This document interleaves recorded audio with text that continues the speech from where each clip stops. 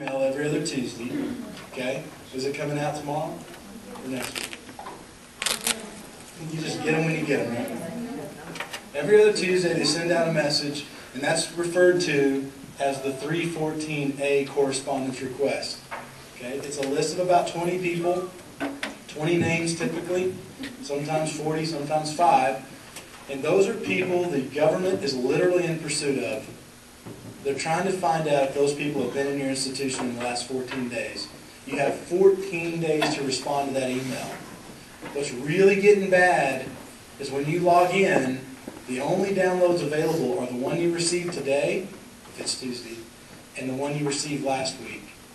So if you were out of town on a 3-week vacation and you think, I need the one 3 Tuesdays ago because I didn't have time to review it, it's no longer available. FinCEN literally gives you 14 days to download that email and respond. The bad news is NCUA has the ability to see how many times you've logged in and pulled down that file. So if you miss one, you can't go back, and NCUA is going to know. All they do to look is to see if you pulled down 26 files or not. So are you going to go to jail for that? No, but they're probably going to address it. Okay. So the 314B correspondence, how many of you have ever received an information sharing request? I'm going to guess it's not that many. I've seen one in the last 15 years. What a 314B form allows you to do is share information with another financial institution. So let's say Ed calls me from Hereford and he says, Barry, I think we've got some kiting going on. We've got a member that brings in checks from Shamrock Credit Union every Thursday, and they're always going back hot. They're bouncing every time. And we give them credit, and then we take the credit away, and then we run it again, and the second time it clears, but then his account's overdrawn here, and I need to call Shamrock and find out what's going on. So Ed calls Ed over at Shamrock and says, hey, tell me about Mr. Smith. What's Eddie's response? It better be, I can't tell you anything about Mr. Smith. His information is secure and private, as Marcus is going to talk about.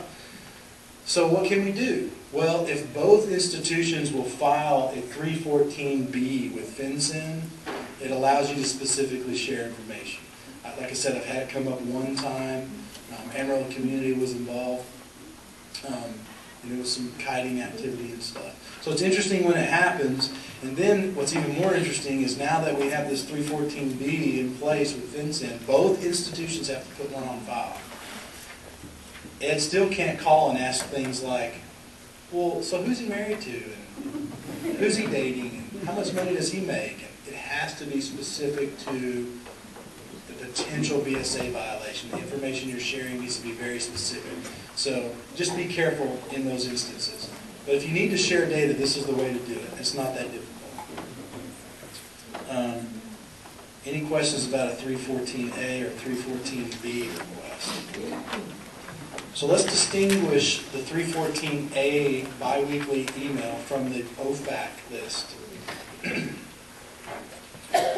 So the Office of Foreign Asset Control publishes this giant phone book called, and you may want to write this down, it could be in the quiz, called an SDN, Specialty Designated Nationals List. Okay? It is 546 pages right now, triple column, looks just like a phone book, full of known terrorists. People we are forbidden to do business with in the United States, including countries, vessels, entities, businesses, individuals, you name it. Okay? So OFAC publishes this list, and when we open an account, we scan everyone against the OFAC list. Okay? Now this is done electronically. Used to, back in 2003, I had credit unions with a phone book, an OFAC book, and a list of members, and they would literally try to look them up. I don't see a Barry Lynch in here, mark him off. I don't see a Marcus Smith in here, mark him off. It got to be too cumbersome because you're also required to scan your entire field of membership periodically, and it's impossible. So, and the other bad news is the list is updated about every 30 days, and it just keeps getting bigger.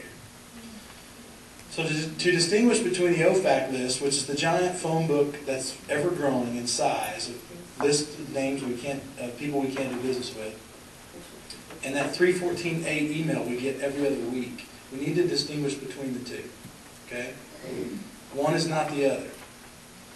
The 314A list is a small list of names that goes out every other Tuesday, put together by the FBI and the Secret Service and all those government, high-level government policing agencies.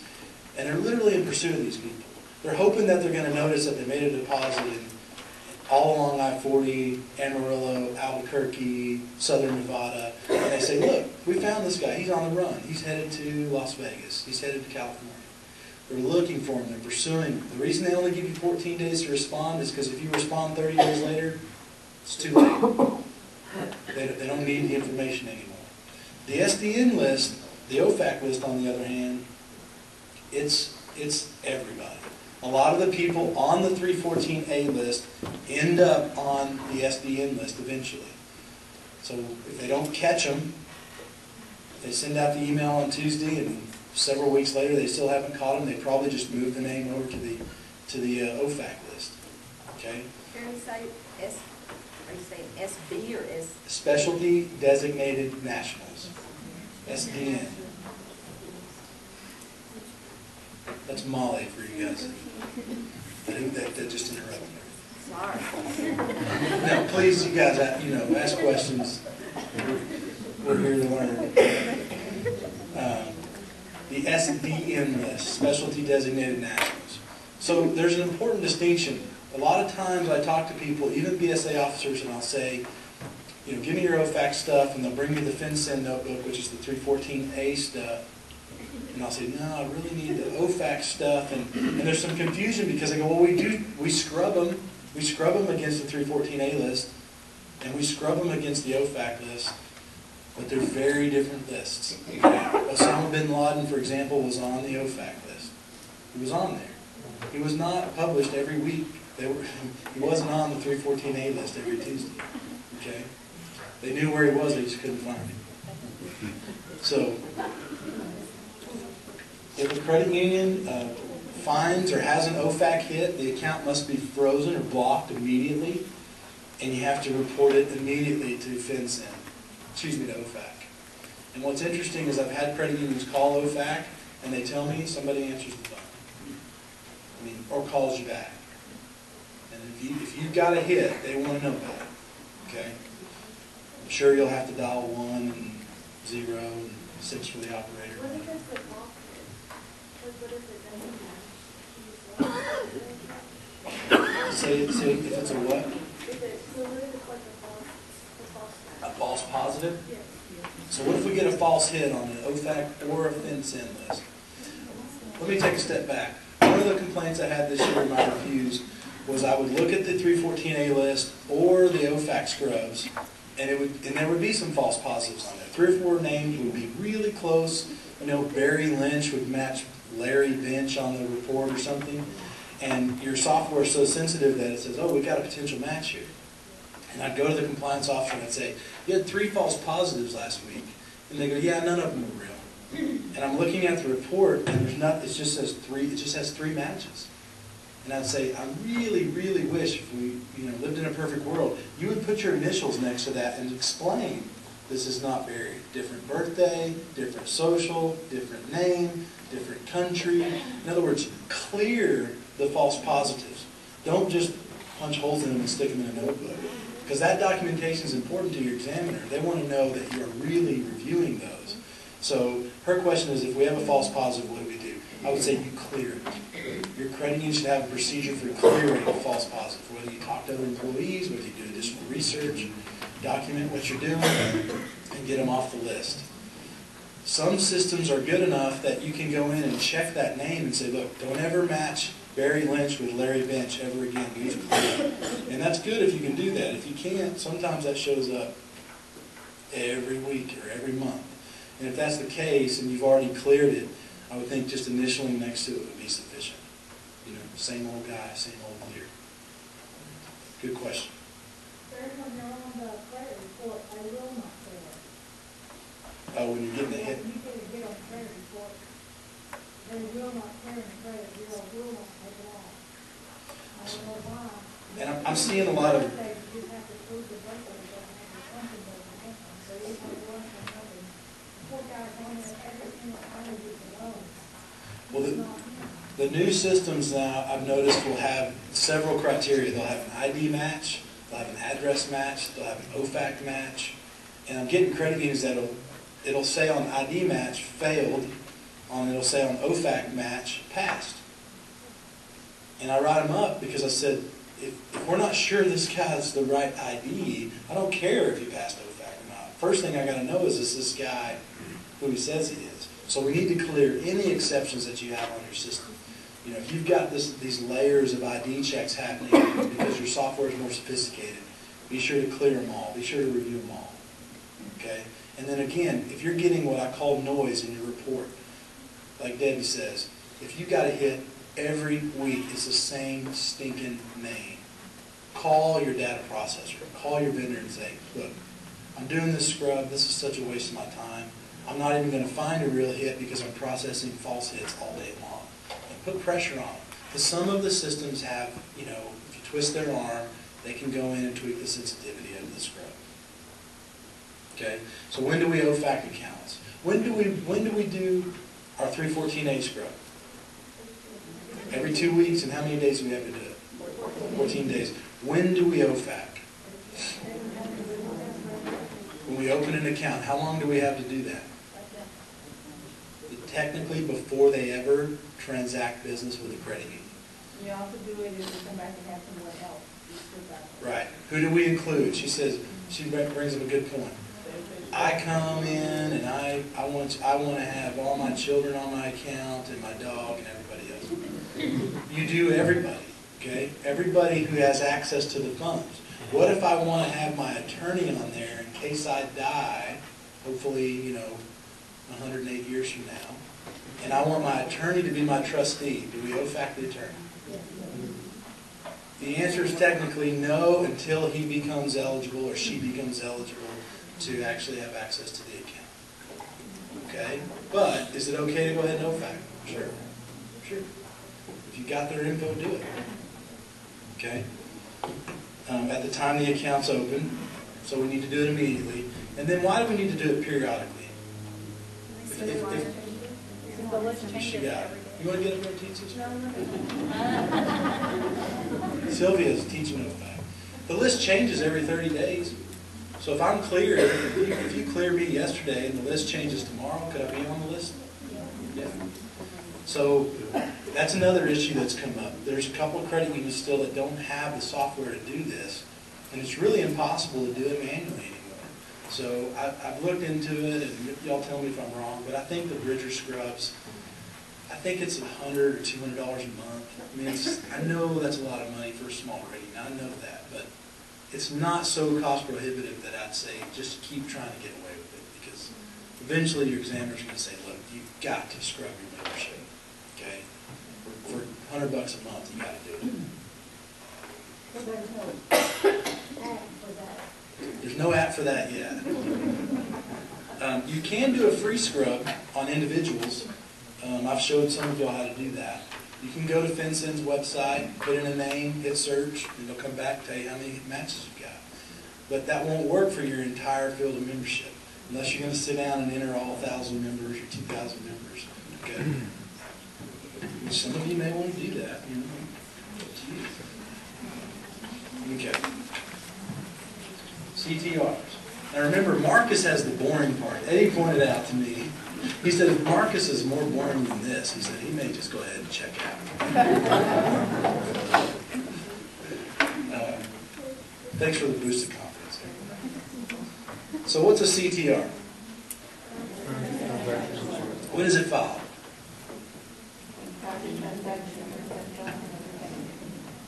We've got, it must be cash, right? It must be cash. For some reason, there's always confusion on that. Someone brought in a $1 million check yesterday, Barry. What form do we file? There is no form. You can do a SAR if you think it's drug money, right? But there's no form for $1 million check, okay?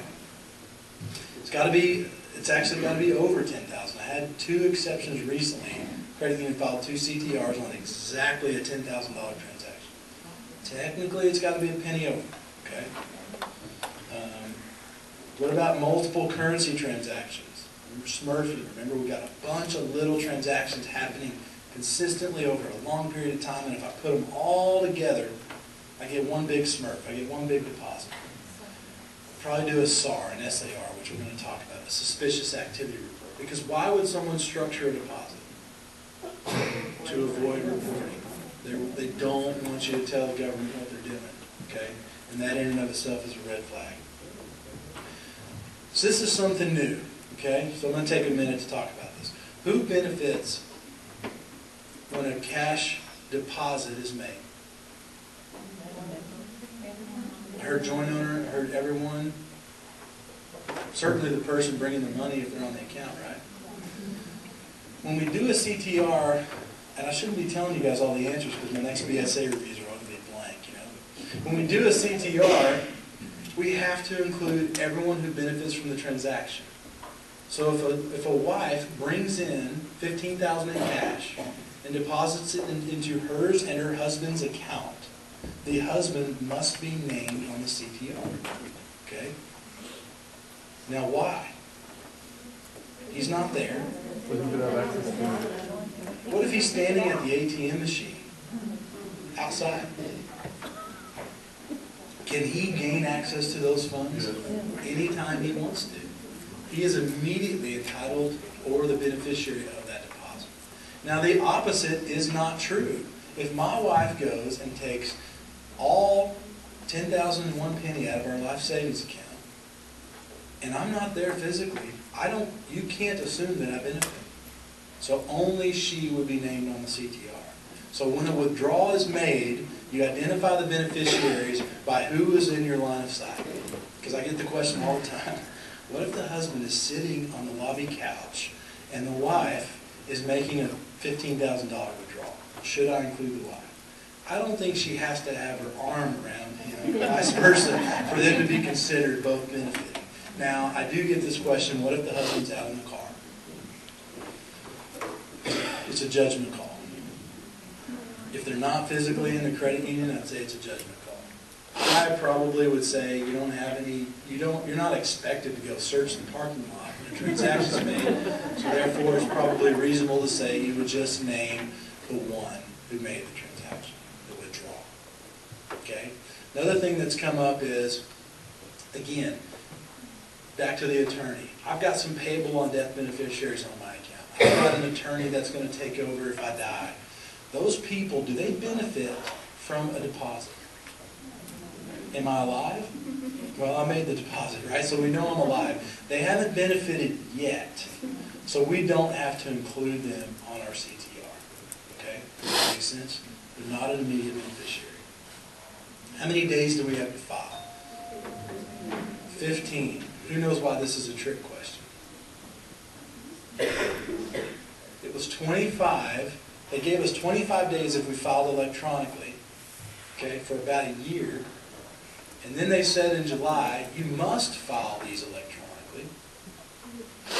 So then it's like, well, getting the extra days is no longer an incentive because I basically have a gun to my head. I've got to do it. And now they've gone back to 15. Is it effective March or is it effective now? Yeah, it's good. But anyway, 15 days is the rule. There's no more 25-day grace period. We have 15 days from the date of the transaction to complete a CTR.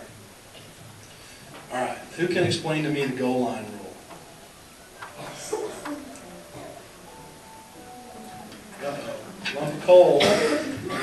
Lou, is that the boyfriend?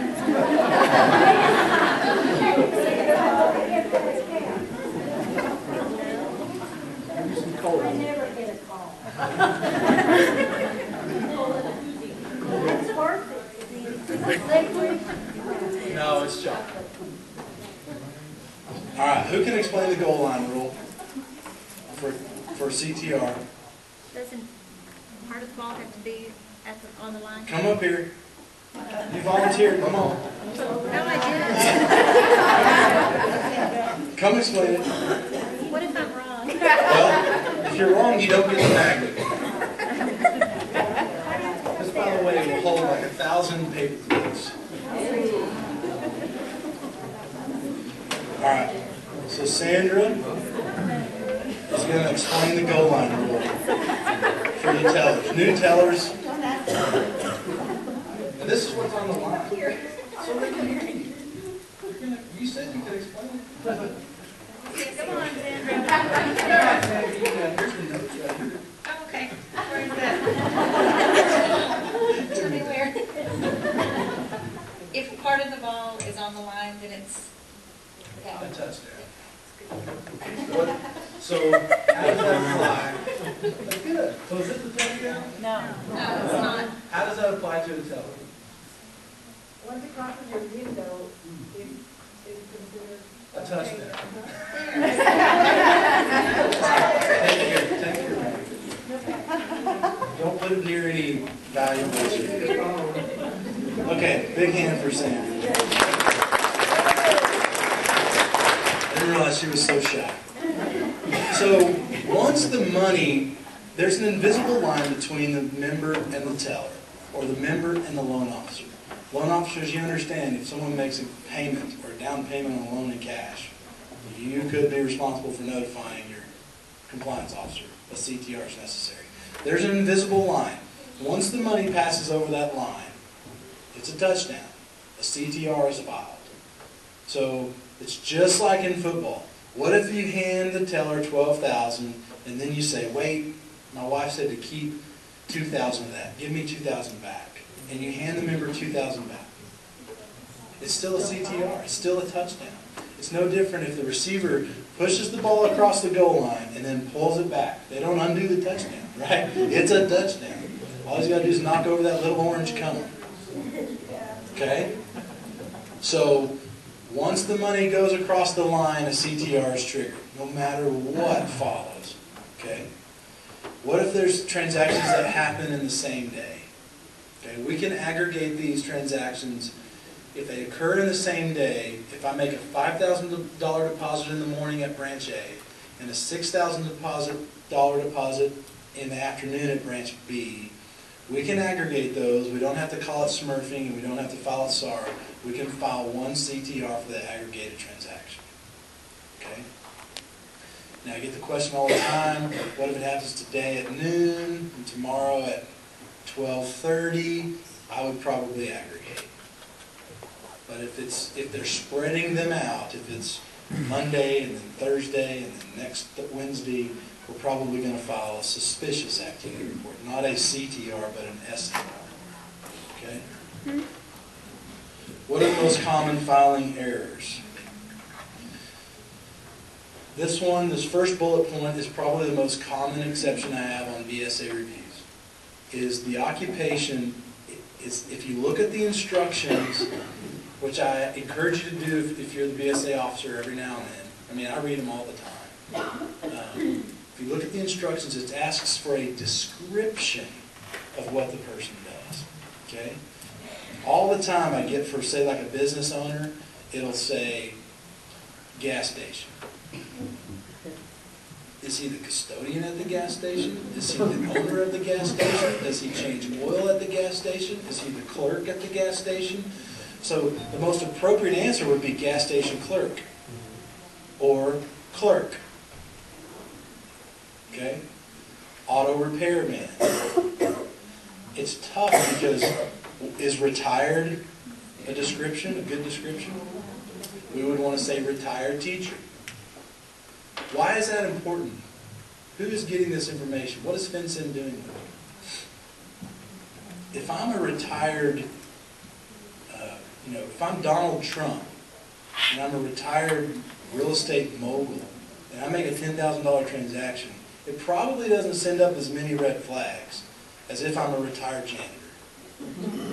Okay? I mean, and I know that sounds unfair or profiling, but that's the truth. If I'm at FinCEN and I'm looking over these reports and I see somebody who's, a low-paid, low-wage individual making huge transactions, I've got concerns. I see it all the time. I see a description, convenience store. And I'll say, what is this? Well, they own the convenience store. Well, you didn't say owner.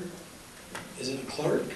Is it the night watchman? Is it the guy that sprays the parking lot after hours? So we need to be more descriptive. Cash in, this is the other one, failure to report the joint account transactions. Cash in, remember, we report both. They both benefited me. A cash out is not necessarily true. And then not filed within 15 days is the other one. So I'm going to have to use my laser pointer here. Yes.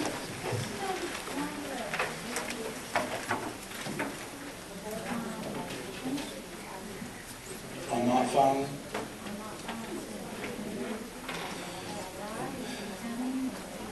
Katrina says there's no longer a penalty for not filing within the 15 days.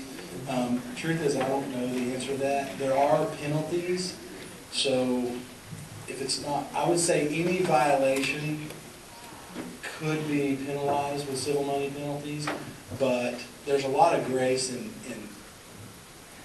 making mistakes. So if you file late, are you going to get fined? The answer is no. If you file late every time for 6 years, the answer is yeah. Somebody's going to do something.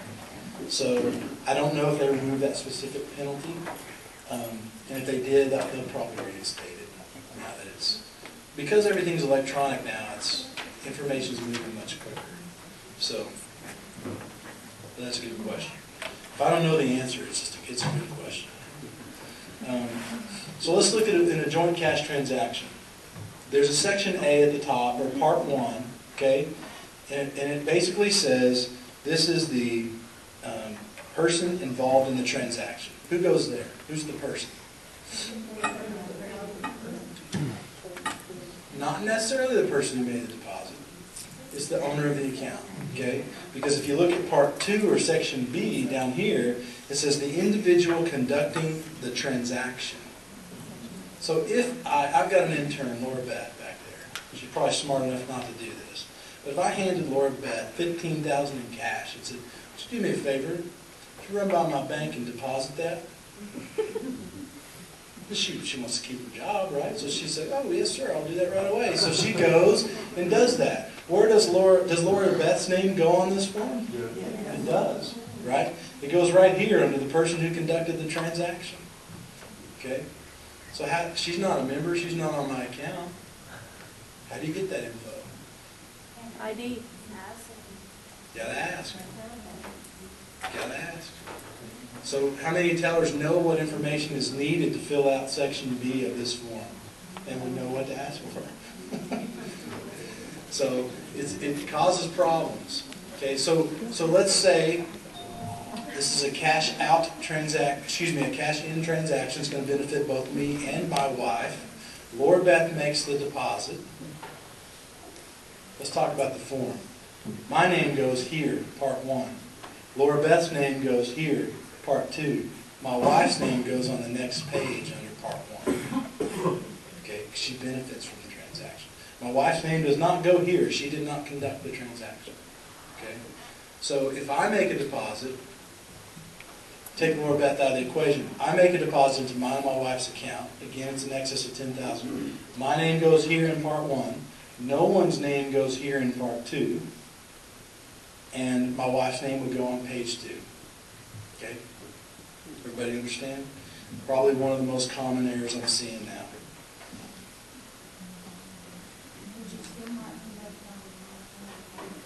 Yeah, there's a couple of boxes that Katrina points out you've got to check. This says up here multiple persons, multiple transactions, or what's the first one say?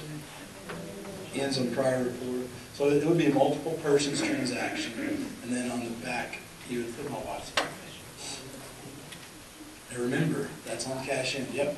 Okay, so they've already received the money, but what if the person is not under the That's a good question. What if they put it in the night drop? That's what I would say. Drive by, they put it in the night drop and keep on going. Cash in the night drop? Cash in the- Then I would steal it if I were you.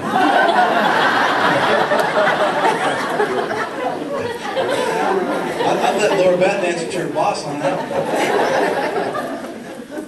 No, if it comes in the night drop, then we probably would never be able to fill out section B. We don't know who made the transaction. Yeah, but how are you going to know who did it?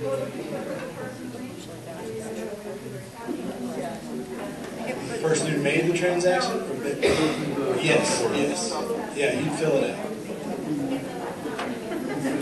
So she says, who's a BSA officers? Raise your hand.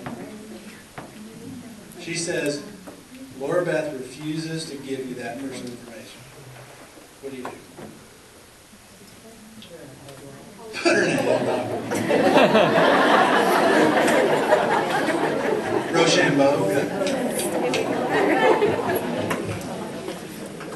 Anybody going to go out on that? I mean, I don't know the answer other than to say, well, then you can't make the deposit. Okay, so you already came on. Oh, across the goal line? I'd probably do a SAR then, yeah. And then say, I need your information. No, don't say that. I don't know. I mean, I'm sure it's happened. So you do a SAR on the member? You could and say that a suspicious individual was asked to conduct business on, yeah, that's all I would know to do. I mean, if they go running out of the building, obviously it's... Is that what you do, Laura Beth? Run out of the building? I might. If she's going to put me in a headlock.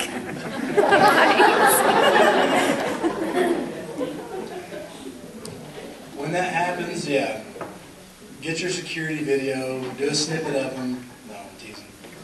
Yeah, I would name the member and probably do a SAR. And that happens with a credit union in a faraway town. And then, well, but what she's saying is once it crosses the line, are you supposed to, it's a touchdown, right? Aren't you supposed to do something? Well, just don't tell your examiner that. It's not a deposit till it's entered anyway.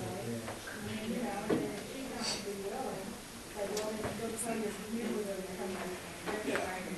I mean, I think you could do a SAR. I think you could, in your case, pretend it never happened, but the proper answer is probably to do a SAR on the member and say, someone, basically a mule, is coming in and doing business for this member. I don't mean that derogatorily. Someone's carrying their cash in for them and we can't identify this person. Okay, there's two types of exemptions. Phase 1 exemption, if you have an entity exercising government authority or a financial institution, you can do a Phase 1 exemption. What that means is when you get your cash shipment from Emerald National Bank or Wells Fargo or the Federal Reserve, you do not have to file a CTR. Okay? Phase 1 exemptions last forever. So if you file a Phase 1 exemption on a bank that brings you your cash, unfortunately there are no credit unions that deliver cash, I don't think, so I have to say bank. But we file it once, it stays in place forever. A Phase 2 exemption, however, only lasts for 2 years. But I did some careful reading this year. And who would apply, or who would be a Phase 2 eligible person or entity? Businesses that do not fall into the Phase 1 category, which is basically government entities or banks. FFIEC's BSA manual, section 31 CFR 103.22D has a discussion on types of people and businesses that can be exempted. Okay? Cash businesses you're rarely able to exempt them. Lawyers and accountants cannot be exempted. There's lots of people that can never be exempted. Car dealers, I believe, can never be exempted. Okay? But we have a Bob Mills Furniture Store here in town. They're exempted. They're a member of one of our credit unions, and they do a lot of sales on a Saturday. They bring over that cash. The credit union does not have to scramble and fill out a CTR. Okay? But what I learned new about these exemptions this year is even though the Phase 2 exemption lasts for 2 years, so if you have a business that says, and really you're the one that's going to make the call, the business isn't going to come to you and say, hey, I think I qualify for a Phase 2 exemption. Right? You're the one doing all the paperwork. Every time this drugstore, this liquor store, this small business brings in money, and you're like, man, we do a CTR every stinking week on that place. days. Well, find out if they're eligible for an exemption. It might save you time and money. Okay? If they are, you must reevaluate or analyze that business on an annual basis. You said, well, Barry, it lasts for 2 years. I know, this is something new that I've learned, is even though the exemption stays in place for 2 years, you must reevaluate that customer every year. And you need to document your due diligence on that customer at least once a year. So if you have any exemptions on file, you should have annual updates on that customer. Okay? So an exemption allows certain low-risk persons who routinely use currency to be exempted from CTR filing, reducing the reporting burden on you. Okay, you're not required to exempt members. Again, a member's probably never going to come and ask you to exempt them, but you're encouraged to do so, but it does require monitoring. Okay? Someone asked me the question, so I did the research. When should we start trying to consider a member for exemption? The golden rule is 5 CTRs. If you have filed 5 CTRs on someone in the last year, you might want to start to investigate whether or not you could exempt that person or entity. Okay? And what type of exemption are we talking? We're talking phase 2. Okay, phase 2 exemption.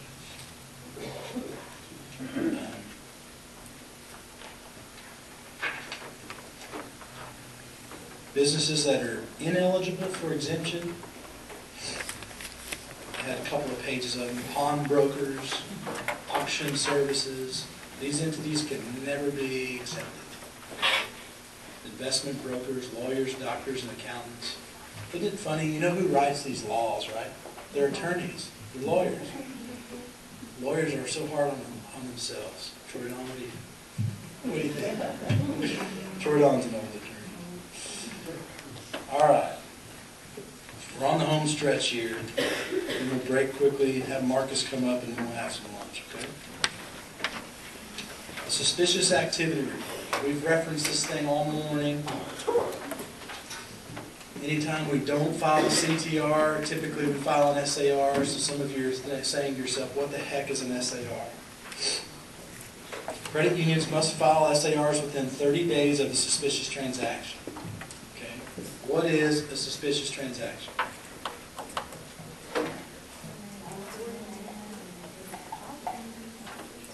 Say again. When they brought the money in and actually followed. Katrina says to Debbie, when they bring money in and then take it back and run out the door, that's suspicious. Okay? I probably agree. Anything that throws off a red flag. Out of the ordinary. So what's interesting about this is there's no right answer. There's no checkpoints that we can give you and say, when this happens, file a SAR. Usually what I say to people when they call me and say, Barry, is this suspicious? I ask them this question. About how many other transactions have you called me this year? Well, none. Well, then I'm going to say this one's probably suspicious, right? If you pick up your phone and call your auditor, there's probably something wrong about that transaction. But it doesn't necessarily mean you must file a SAR. What I would do is begin tracking that individual. We always ask the question, do you have a list of high-risk members? Usually the BSA officer says, yeah, I got 3 people right here that I keep an eye on. If something weird happens on my account, add me to the high-risk list, keep an eye on me for 30 days. If nothing else happens and you're like, I'm okay, I'm not going to file it, I think that's reasonable. The other thing is decisions not to file should be discussed. They should be discussed with your board when possible. They should be discussed always with the BSA officer and probably the CEO. Because if we leave it up to one person, if it's up to Katrina's discretion, and we find out that the suspect is her brothers, sisters, nieces, cousins, stepfathers, in-law, and we say, well, maybe she didn't file that because she's somehow related to that person.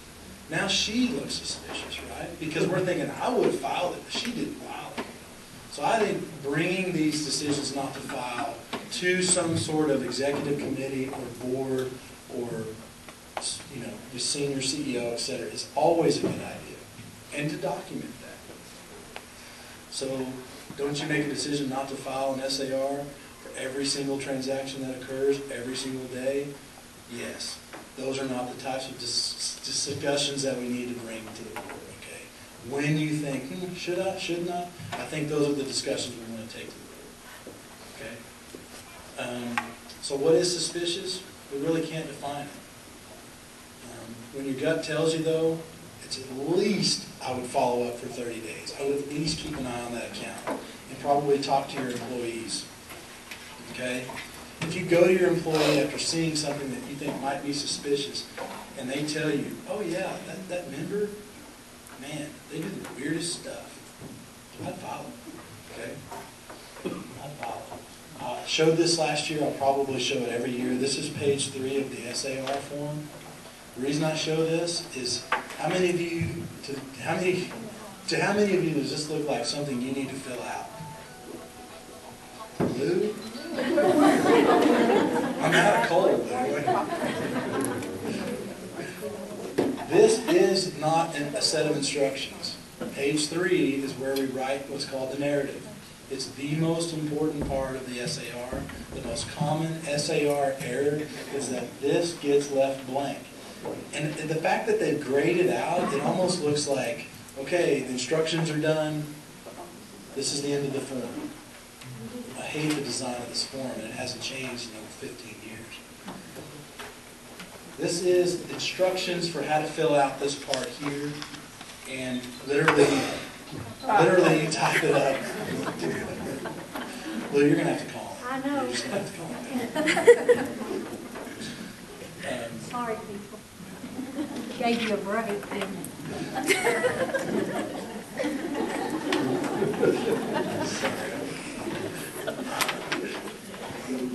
Just had a funny thought. You can share. It's got to be your boyfriend, right? Is he a jealous lover? Is that- He's like, where could she be? It's like 10 o'clock in the morning. Yeah, he's making a deposit for her. So just be aware, especially those of you that fill this out, this page 3 gets left blank all the time. It doesn't look like it requires action, but it does. So common errors for filing. Structuring is a tough one because what if it goes on, we have 30 days to file the form, right? What if structuring goes on for 6.5 years? Well, you got to keep filing. And there's a spot at the top of the SAR to put the time frame for which you're filing. So you can file, the first 30 days, and if it continues, they suggest you refile about every 90 days. And you just keep identifying, this goes from this day to this day, and then this goes from this day to this day. Okay? CTR refusal, it's happening less and less. Yeah. Will somebody ever contact you about a SAR?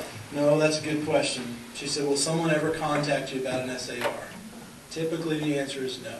Let me tell you what they do with SARs. Okay? All my friends that call me and say, hey, my grandmother passed away, we found a bunch of cash under her mattress, what should I do with it? I tell them, go deposit it. They say, oh no, the government will find out. Are you on a nationwide manhunt list or something? I mean, what they do typically with SAR data is they compile it in Detroit, in FinCEN. It used to be an actual warehouse. They still cannot destroy the physical copies that get sent in, but this data is now electronically compiled. Entered by individuals, they're forcing us to now enter it electronically as well.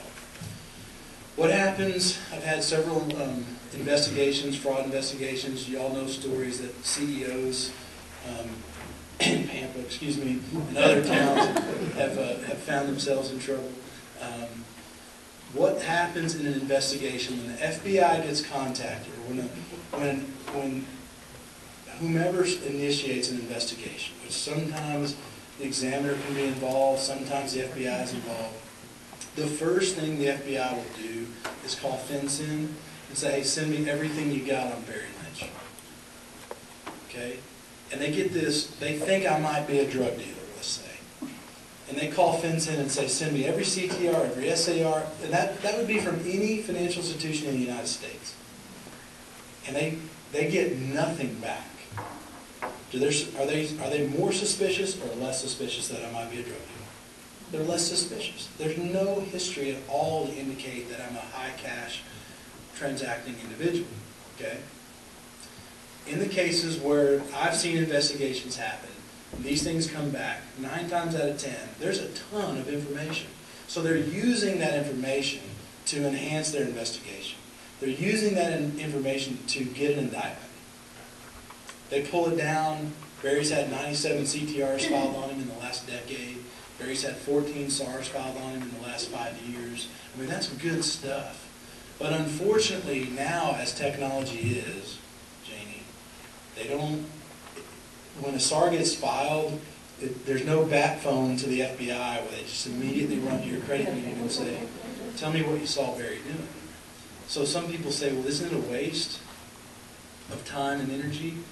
I think that now that we're filing electronically, I think that's going to start to happen. I think when the 4th SAR gets filed on someone, there is going to be an automatic email generated to the FBI agent closest to that person. I think we're going to get to this automated, which I think will be a good thing, to be honest with you. Because if someone, there was a big story about a family in Borger recently that was involved in drug trafficking. When CTRs and SARs are consistently filed against an American citizen, I think someone should look at it. When one gets filed, the truth is no one probably ever looks at it. That's why I tell my friends, just go make the deposit. Don't do anything stupid. So it does not trigger an investigation, but it is used. CTR refusal would trigger a SAR. Fraud, both internally or externally, would trigger a SAR. Embezzlement and insider abuse. What are the thresholds for filing a SAR? Does anybody remember? How much? 3,000. It's 5,000 if we know the suspect. 20,000 if we don't. 1 penny on an employee or an insider. Okay. So I got a call this year, it was a while back, and they said, this happened, and this happened, and this happened, should we file a SAR? And the total of everything they were inquiring about was about $3,000 or $4,000. And I said, no, you should not file an SAR. Okay? Because it didn't meet the threshold. For a member, for someone we know, it's 5,000. So I guess, back to this, let's say someone came in and tried to make a deposit. A mule comes in, Laura Beth comes in and says, I'm going to make a deposit for Barry. And she hands the money over, and the employee pulls out a form, and Laura Beth doesn't even tell you who she's making the deposit for. She doesn't say her name, and she doesn't say my name, and she grabs the money and runs back out of the lobby. Well, we don't have to do anything. But if it was over $25,000, we should report it. And how are we going to do that? The answer is I don't know. We're going to put a nice young lady came in, and this is what she did, and you're going to put everything you can. Because if it's suspicious and it's over $20,000, we got to tell somebody. We talk 20.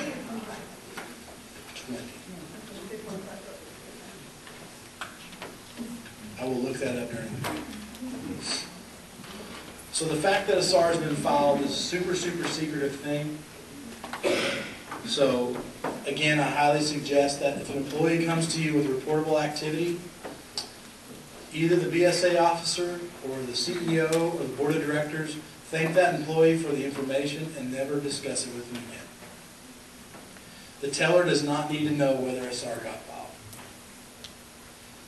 Because, as we discussed, if someone slips up and tells the suspect that a SAR was filed, they've just committed a crime. Okay? Why is it criminal? And I'll be sexist and say, a young lady working at the teller line, she's 16 years old, she's part-time, and the biggest, baddest, meanest, drug-dealing, money laundering, weapons smuggling individual walks into the credit union and conducts a transaction that's SAR worthy.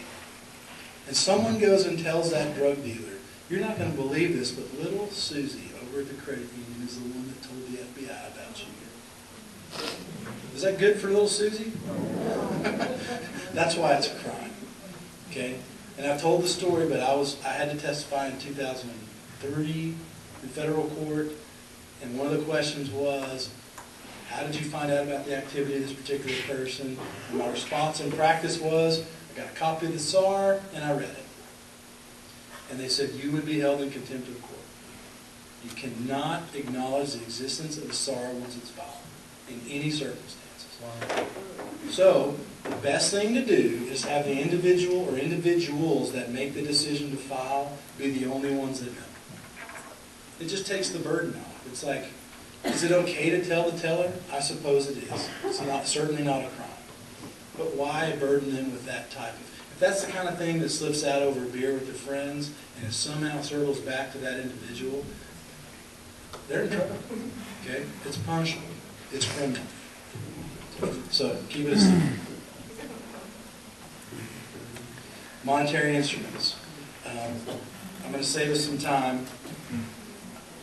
What are monetary instruments? They're things that can be purchased with cash, converted to cash, and used like cash. Okay, money orders, traveler's checks, cashier's checks. Even our Six Flags tickets are considered monetary instruments. How many of y'all sell Six Flags tickets and things like that? SeaWorld tickets, Fiesta, Texas. The one I want to talk about is prepaid gift cards. This is really, really, really on the rise.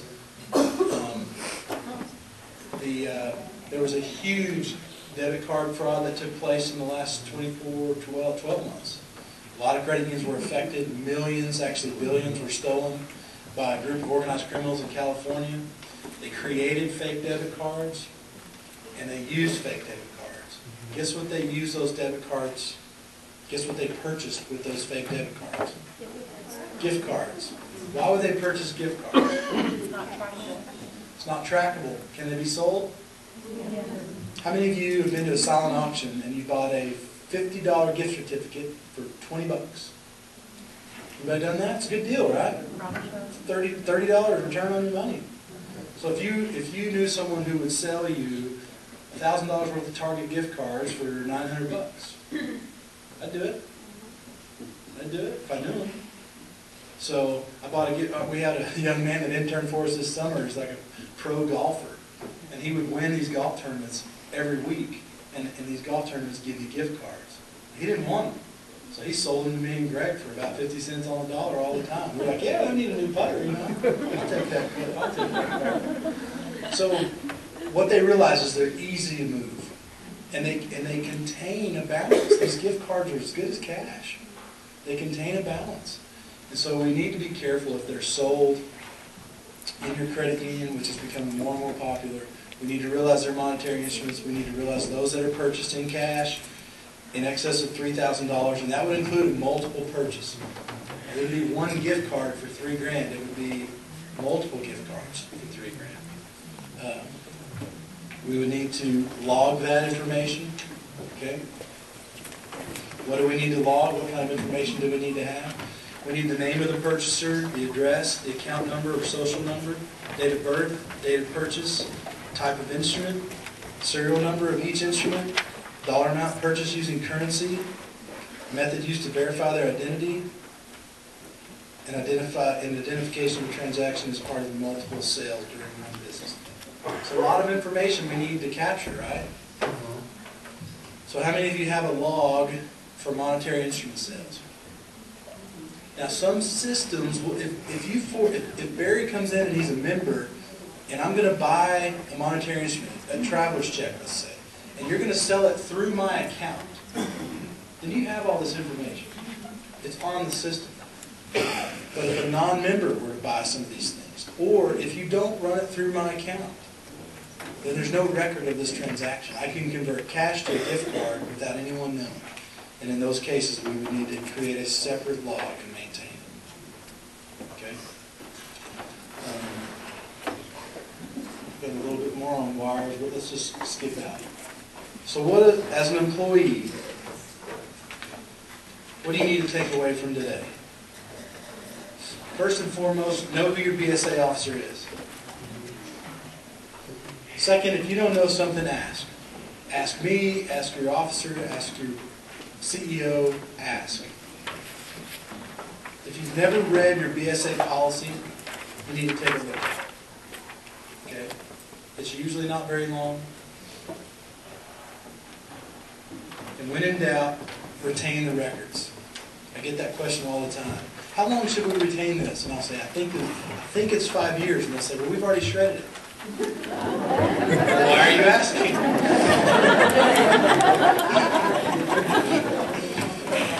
Okay. All right, let's take a quick break. Marcus and I are going to reset.